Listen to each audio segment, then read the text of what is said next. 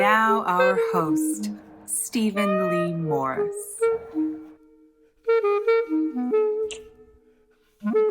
Some 5 years ago, Russian playwright Artur Solomonov was commissioned by a major Russian theater to write a lampoon of Joseph Stalin.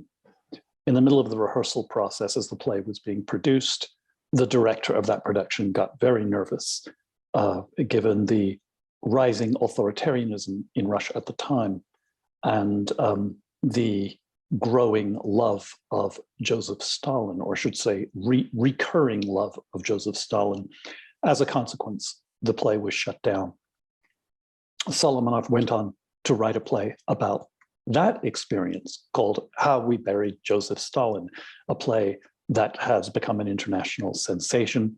Solomonov was in Tel Aviv for a reading of that play, and he joins Animal Farm from Jerusalem to talk about the history of the play and what has been happening in Russia over the last several years, and in particularly over the last several weeks.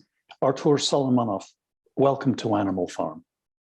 Артур Соломонов, приветствую вас на нашей ферме животных, на нашем ток-шоу Animal Farm. Здравствуйте, очень рад приглашению, рад вас видеть. Yeah, it's really happy to be here. Thank you for invitation. My pleasure, and thank you, Natasha Seifi, for translating. Thank you for this opportunity. The first question in this explosive time. Well, before we get to the question, I will give some background that I just learned that Artur was in Moscow through February and then went for a staged reading of his play in Tel Aviv at the very time that the invasion was starting. And he is currently in Jerusalem, whereas Natasha is currently in Vancouver, Canada. So neither of them are actually in Russia right now, and they have said they are willing to discuss openly their feelings about what is going on with political events. Otherwise, to quote Artur, what's the point of having an interview if we're not going to speak honestly? So with that first question, what, to the best of your knowledge, was being told in Russia about this invasion, and did Russian people, but Russian artists in particular, the people you have the most contact with, did they believe it? That's it, yeah. Can I translate? Значит, первый вопрос о том, что, как именно было преподнесено известие о военных действиях в России, и как это было воспринято населением, в частности, больше всего интересует людьми искусства, и верят они в то, как это было преподнесено, или не верят? Угу. Но я помню, был вечер, и началось выступление, гигантское выступление Путина о том, как происходит, как на Украине, как много, ну, если попросту говорить, как много нацистов на Украине, и как много, и какая должна быть на это реакция России. So there was a night, he remembers, there was a night, and there was a Putin's speech telling about the situation in Ukraine and how many Nazis are in Ukraine right now, and about the reaction on this Nazis invasion in Ukraine. So Russia's reaction.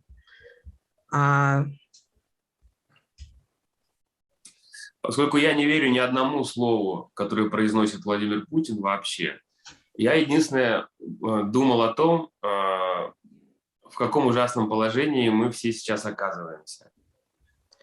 As long as he doesn't believe to any word Vladimir Putin says, his only thought, Artur's only thought was, what a horrible situation all of us are now,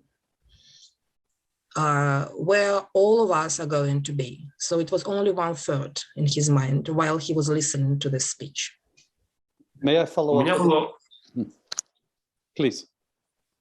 У меня Пожалуйста. было полное ощущение катастрофы, которая начинается. Просто я не знаю пока ее масштабов. Тогда, в конце февраля, 22-го это было или 24-го. Объявил он 22-го. Yeah, he was just a feeling that that is great catastrophe is coming. But the only thought was he didn't know how huge is it. He didn't know how long it's going to be, how huge it's going to be. But their main idea was that it's catastrophe coming to Russia. As when it was announced, I guess 22nd of February. So yeah, that was only one thought. Причем я не думал о том, да, тогда. Я не знал, какую масштабную трагедию это принесет на Украину. Я думал о той катастрофе, которая происходит с Россией. Я был уверен, что это по всем экономическим, политическим и, главное, моральным параметрам для нас обернется трагедией. So he couldn't even predict at the moment. He didn't even thought about catastrophic consequences that this war will bring to Ukraine. He could not even see that far, how horrible it would be for Ukraine, but he just thought that for Russia, it's going to be really horrible consequences. For Russia as a country itself. Where this war in Russia. Вот. И на следующее утро я пришел в театр, где мы репетировали пьесу, к режиссеру, к актерам, к руководству театра. И все были просто потрясены. And next morning he came to the theater to the rehearsal, and saw the director, the actors, all participants on the play, and everybody was just shocked. The main reaction was shock for everybody. Потому что мы, естественно, не могли знать масштабов того, что развернулось в течение месяца. Но ощущение, что наша жизнь прежняя закончена, оно было одно на всех. Mm-hmm. So, although they didn't see the whole picture, they couldn't see the whole picture of the events coming. The main idea that came to everybody's mind that all the previous life is over. It's going to be new stage. The previous life doesn't exist anymore. А потом я помню, что я пришел вечером домой, и поскольку пришел я этим вечером к маме, а мама смотрит российское телевидение, я давно не смотрю, лет 15 уже. So that evening he came to his mom's place, and he saw his mom watching TV. And Artur's mom is watching TV sometimes, but he doesn't watch TV at all. He hasn't watched TV like for years, for 15 years now. I mean Russian TV. So, but Artur's mom is watching sometimes. So he came home and saw her watching TV. И там там продолжалась прежняя пропаганда, но в совсем уже фантастическом ключе. То есть понятно, что Европа уничтожается, и Европа ничего не имеет, никакой политической воли, бессмысленное какое-то образование. Соединенные Штаты наш враг. Но по поводу нашего вторжения на Украину было полное ощущение, что я нахожусь в 1941 году, и мы воюем с нацистской Германией. So he says, stayed there a bit and listened to TV. And the main idea was that it was just escalated, all this hysteric about the war. It was escalated. The main idea was Europe is nothing, no sense. The United States is the main enemy. And the feeling that he got, like, in 1941, when the war began for Russians, against the German invasion, so that was exactly the same feeling that now we face that danger with Ukraine, with the Nazis in Ukraine. So the feeling was absolutely as he was in 1941. Quick question is, how persuasive is this propaganda that from what you saw on the people around you? Ну, а как эта пропаганда вообще эффективно действует на людей вокруг тебя? Она вообще влияет на них, на тех, кто тебя окружает? Как ты это видишь? Она на своей цели добивается, пропаганда?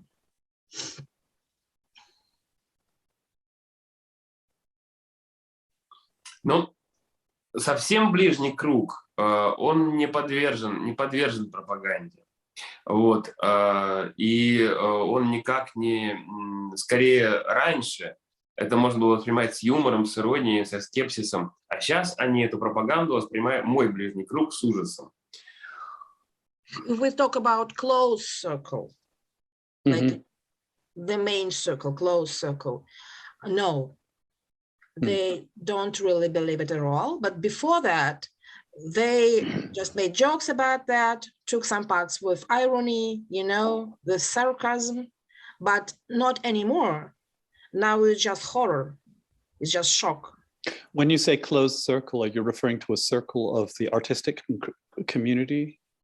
Когда ты говоришь близкий круг, кого ты имеешь в виду? Круг артистической комьюнити? Ну, скорее художников и журналистов. Но и там среди них, особенно среди тех, кто занимает первые позиции в театрах, у них, конечно, гораздо более сложное отношение к пропаганде.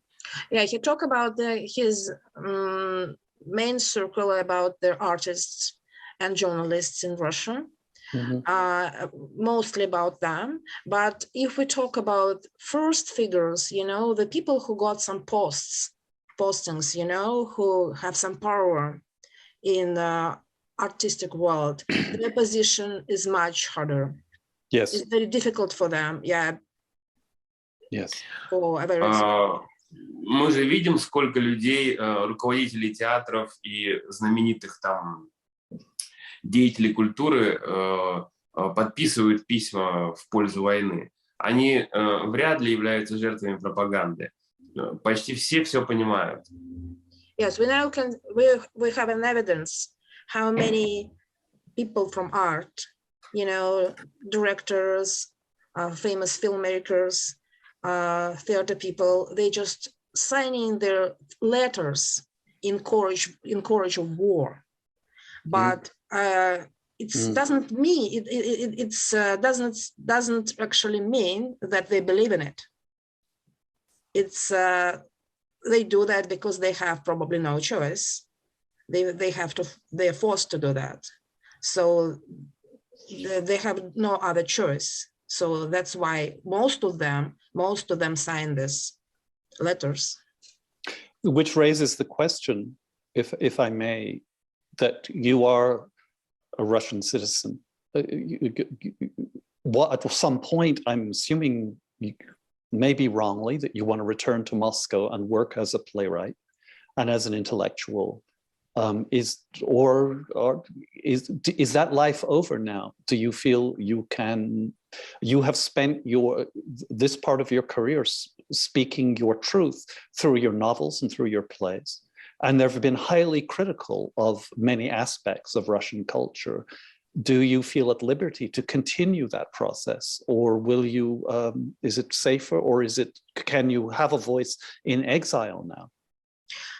Ну, он спрашивает, предполагаешь ли ты, что ты можешь вернуться в Москву и продолжать то, что ты делал, потому что все, что ты делал до этого, это была четкая позиция, направленная на критику того, в общем-то, режима, который был, на отстаивание свободы. И как ты предполагаешь, это возможно вообще будет продолжать в Москве? Или ты видишь свою позицию из, скажем так, из exile, из эмиграции, да, то есть с другого места, из-за границы, как бы будешь продолжать то, что ты делал. Как ты считаешь, это возможно будет или нет, вернувшись, продолжать это делать? Насчет моего возвращения я еще точно не решил. Вот. Но я думаю, что сейчас, когда уничтожены средства массовой информации полностью, любые, вот, и уничтожена даже публикации в соцсетях, я просто говорю про факты, да, сейчас тот спектакль по моей пьесе, который устанавливает связь между Владимиром Путиным и Иосифом Сталиным, и который показывает, как возникает тоталитаризм и как он чреват войной, он пока жив. И через 2 дня будет новый, его будет снова покажут. He didn't decide yet about his returning to Moscow, so he still is considering that. But if we talk about this theater performance, about that main idea was about that totalitarianism and this processes that's actually taking place now in Russia, that's really in place now, and yes. It works. And the theater performance lives, actually. It's continuous, and the next event gonna be just in few days, and the previous one just like we got 2 days ago. So it's still alive and still lives, and it's very actual. We're referring to the second play that was written by Artur. And this play is called How We Buried Joseph Stalin. I was wondering if you could tell us where this is a new play and where it came from and how it even unwittingly connects to current events. Ну, это речь идет о втором твоей пьесе, как мы хоронили Иосифа Виссарионовича, и немножко он хочет понять, откуда, как тебе это пришло в голову, откуда это вообще пришла эта идея, и как это вот оказалось в результате живо связано с сегодняшним днем, то есть как это все произошло, ее задумка, написание и связь с тем, что происходит сейчас. Ну, это частично, но это автобиографическая пьеса, частично. Вот. Я не хотел бы, не думаю, что имеет смысл говорить о каких-то персоналиях, вот. Но один из самых крупных русских театров, старейших, меня пригласил для того, чтобы делать смелый спектакль об Иосифе Сталине. Смелый, отрицающий, ну, как бы антисталинский. Смелый, смешной и антисталинский. The main reason actually was autobiographical, because the main theater, one of the main theaters in Russia, invited Artur to write a play about Stalin and show him in an ironic, sarcastic way, you know, just critical, ironic, sarcastic way, in funny way. So that was the main idea when he was invited to this main theater. Вот. Но когда мы приступили к репетициям, пьеса уже была готова, и вдруг художественный руководитель театра испугался возможных последствий и испугался возможных, возможных последствий за то, что он по отношению к Сталину и вообще к образам власти применит иронию и покажет их, в таком, что ли, комическом виде. Yeah, it was the main idea. They started rehearsing, and as soon as they started, the process went on. The director got scared that this key figure will be showed in such an ironic, sarcastic way. So it happened during the rehearsing. It was all this. Did the director not read the play before he started directing it? It's a good question. Yeah, режиссер вообще читал пьесу. Я понял. Да. Он читал, он принял в производство, он заплатил гонорар и был в большом восторге от того, что он собирается делать. Yeah, he was not just read the play. He was impressed. He was really impressed. He paid the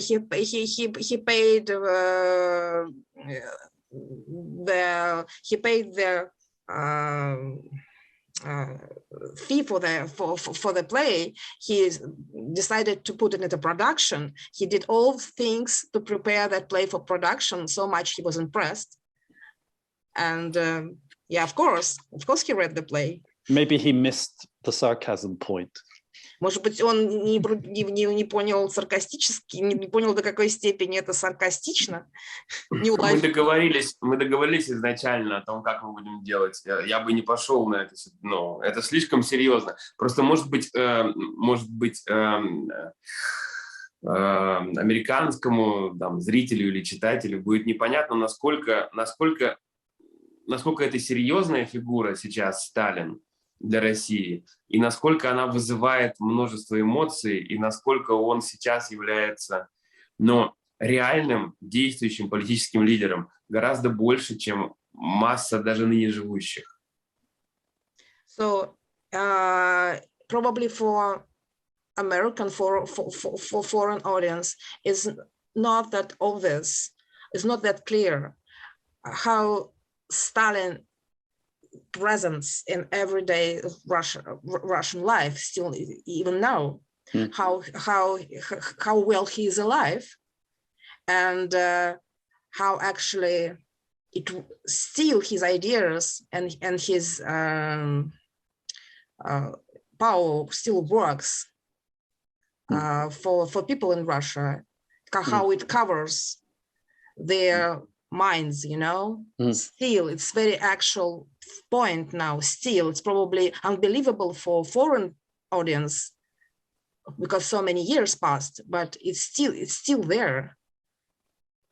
Поэтому эта перемена художественного руководителя и режиссера, она вполне объяснима, потому что это живая структура Сталин. Отношение к нему все время меняется. И он среагировал на гораздо более, на повышение любви к Сталину.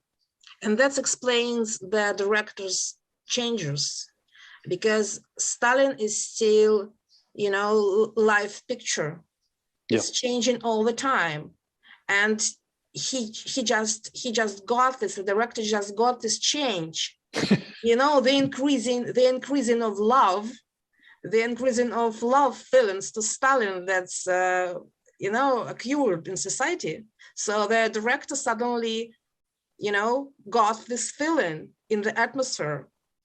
So and he got scared, of it. And he got scared because of that.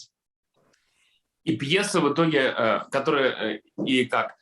пьеса, которую я в итоге написал, она была посвящена тому, как смелый русский театр сначала начинает репетировать дерзкий такой свободный спектакль про Сталина, и в процессе этого свободного и дерзкого спектакля полностью меняет все задачи и полностью меняет вообще собственное мнение в процессе постановки. Да? Я потом из этого, естественно, вышел, ушел и прекратил сотрудничество. Но я увидел насколько гибко, что ли, насколько переменчиво бывает, как бы, насколько под воздействием страха меняются все. Yeah, it's just the main thing he saw that how fear can change everything. How quickly everybody and everything can be changed because of fear. And like he was evident how it started, how it was witty, funny, alive, how rehearsal was going on, how everything was arising, you know, and suddenly how everything was shut up because of fear. Yes, maybe the question is how much is that fear based on real causes and how much of it is based on invented causes? I think both countries, that being Russia and the United States, have had a fair share of that. Ну, этот страх, он основан до какой степени на реальных причинах, до какой степени он реален, до какой степени он, ну, раздут, что ли, и искусственно, так скорее можно спросить. То есть он основывается на реальности или все, и до какой степени на придуманном образе каком-то?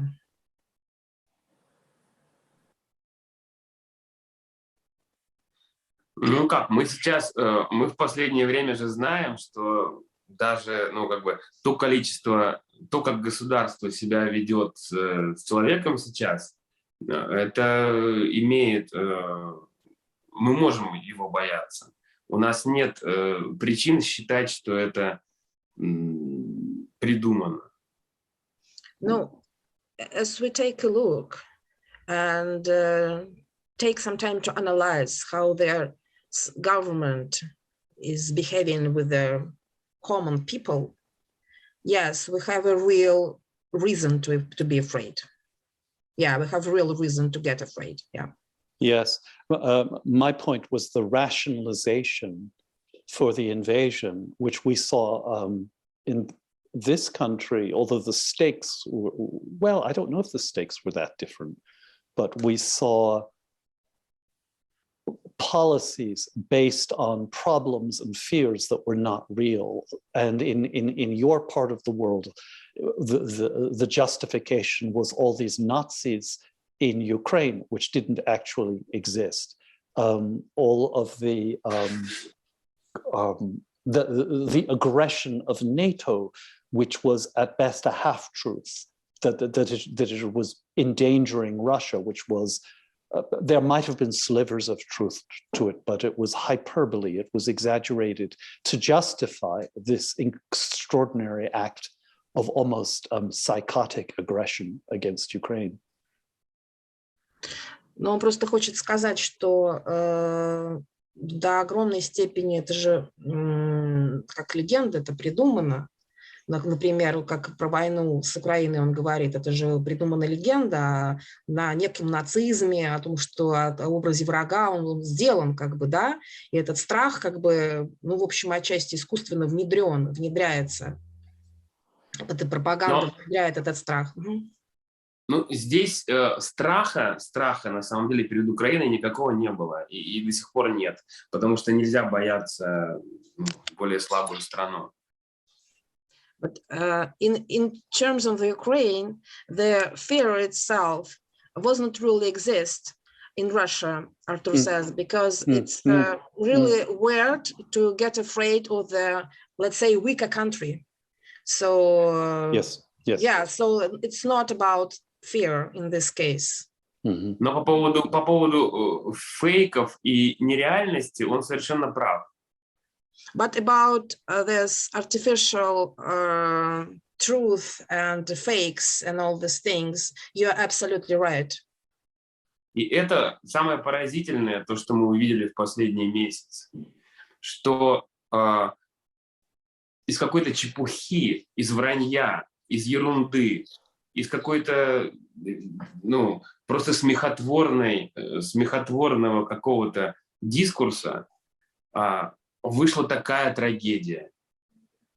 And we were evident through the last months how from nothing, from nonsense, from nowhere, it was escalated something that brought us to such a tragedy. So it's come from nothing. It's come from just it was fabricated. It's totally artificial thing, and it's brought the country to such a catastrophic results. Final question I'm going to ask, based on your experience, your professional life started in the theater. You were trained in the theater in Russia, at the Russian university. You studied in Berlin. You returned to Moscow to be a journalist and worked for you worked for the Culture Channel, you worked for Izvestia, worked for some of the most prestigious newspapers. You were the editor of New Times magazine there, and worked with Culture TV, with the Culture Channel. And then you left to write a novel. And now you are returning to the theater with all those years of experience, and from what you've seen in the various places you've been, from Moscow to India and now in Israel. How is this going to turn out? It's unfair. I'm asking you to be a prophet, and you make no claims to be a prophet, but I am just curious about your thoughts on this. Ну, он тебя не может просить стать пророком, но исходя из того, что ты прошел, из того, что ты начал в театре, из того, что ты прошел, учился в ГИТИСе, потом уехал в Берлин, имел там опыт, потом вернулся в Россию, работал много лет, занимал ведущие посты, работал на культуре, в очень таких влиятельных средствах массовой информации. Потом ты все это оставил, написал свой роман, и сейчас ты, по сути, вернулся опять в театр, уже в качестве драматурга, и вот с этой пьесой, и ты туда принес весь свой опыт предыдущей жизни, и от Индии до Израиля, и всей своей прошлой работы. И хотя как бы ты не можешь как бы взять на себя такую ответственность быть пророком, но дальше что? Куда это все приведет?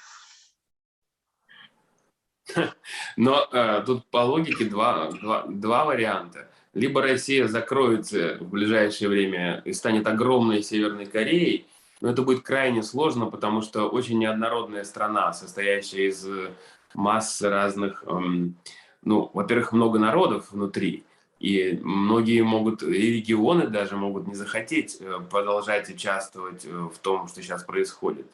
Это как бы первый вариант, возможность превратиться в большую Северную Корею, но это долго тоже длиться не может с Россией. The first option is if Russia gonna be a really closed country, the same way as North Korea. But the problem is that for Russia, it's not gonna work. It's a too complicated country with a various and multinational population. So it's not going to work, for sure, it's not going to work for long, in his opinion. So it's...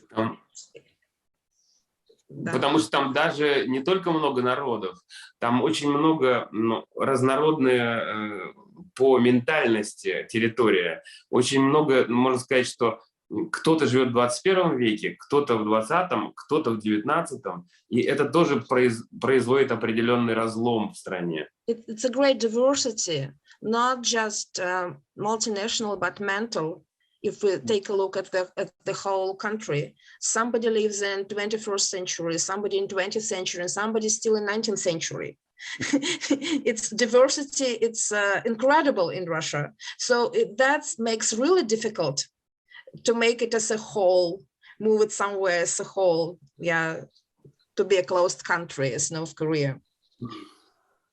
Это первый вариант. А второй, мне кажется, более возможный, просто потому что у России, во-первых, не хватит сил на расширение империи. У нее нет сил таких, чтобы расширить империю и держать эту империю под контролем.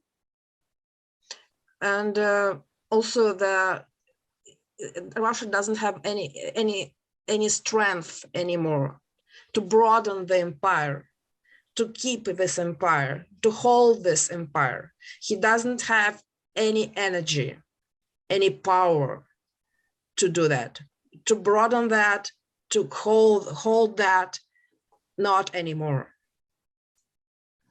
И скорее всего, самым логичным вариантом из того, что происходит, будет распад государства на какое-то количество территорий. So Artur thinks the most logical consequence, the most logical consequence, it's gonna be that Russia will be divided, divided into few territories. И это очень жаль, потому что, мне кажется, у России был шанс, у нее огромный человеческий потенциал на самом деле для того, чтобы быть прекрасной, хорошей, интересной страной. Но поскольку мы не преодолели, ну ладно, переведи вот это про прекрасную страну. And it's a pity, because Artur thinks Russia really had a chance to evaluate into beautiful country, into powerful, beautiful, strong country. So it's a pity. When you say... Потому что мы могли быть такой, был шанс на то, чтобы стать нормальным каким-то государством, с нормальной политической культурой. Но наши вот эти вот глупости на тему сильной руки, великих достижений, уникальности русской культуры, уникальности русского пути, они нас закрыли и произвели то, что произвели. Вот к этой трагедии нас и привели.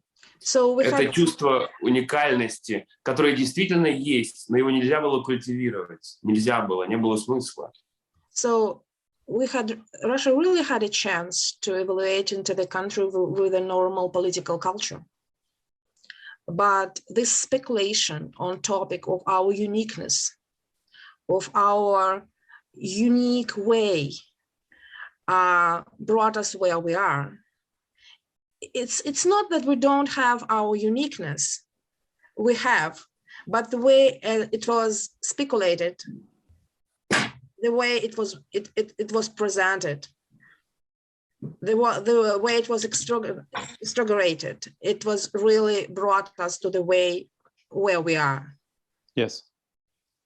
When you say it will be divided into territories, are you talking about internally within what is currently the Russian Federation, even further divided, or are you talking about divided by ideology?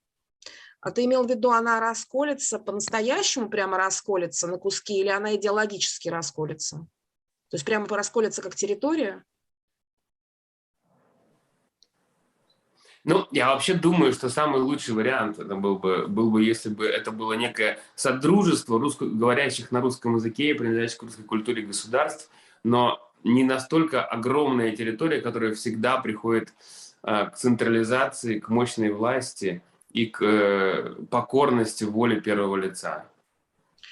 Probably he thinks the best option gonna be just the cooperation of the several friendly related to each other in Russian-speaking countries, instead of being one whole who is just going under their strong hand, just obeying to the strong hand, the big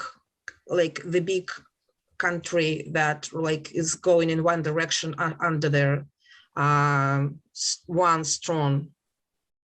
dictatorship. Потому что в этом виде, в котором она есть, она всегда приводит к тому, что подавляются свободы внутри страны, и она начинает угрожать любым соседям.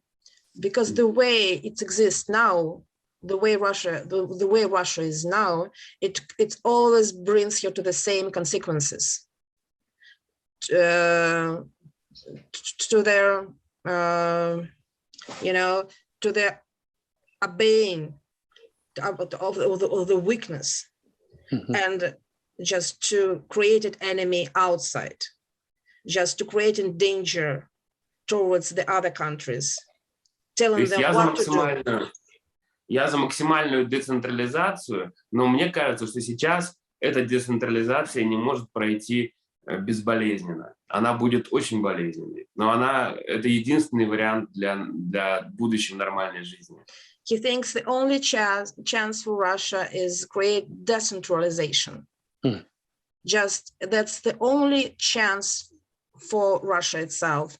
But keeping in mind all the circumstances around, it's going to be really painful at the moment. This process, it will, if it takes place, it's going to be really, really painful for Russia. Но сейчас мы свидетели того, что историческая ошибка совершена, и эта децентрализация, в которой нуждалась Россия, пройдет самым болезненным образом из возможных. Yeah, that now we all see that this horrible mistake is already made. So the decentralization will take the most painful road, the most painful way from all possible, because of this mistake that already happened. Artur, Solomonov, Natasha Saifi, thank you for joining us. Thank you for inviting. Next week, we're joined by acclaimed international journalist John Friedman. John is an American who was the theater editor for many years at the Moscow Times in Russia, and he currently lives on the island of Crete.